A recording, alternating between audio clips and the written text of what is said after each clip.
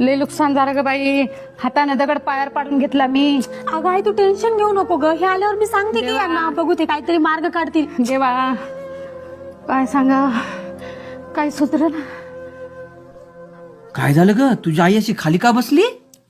अहो ते काय झालं ना, तेव्हा ती एसटी बसची योजना आलती की नाही, त्यात 65 वर्षाच्या वर ज्याचं वय असेल त्याला अर्ध तिकीट.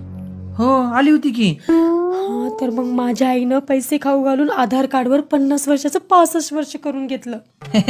अरे मग छानच झालं की, आता अर्ध तिकीट झालं असेल तुझ्या आईला, आहे की नाही? अहो पण आता अडचण झाली ना.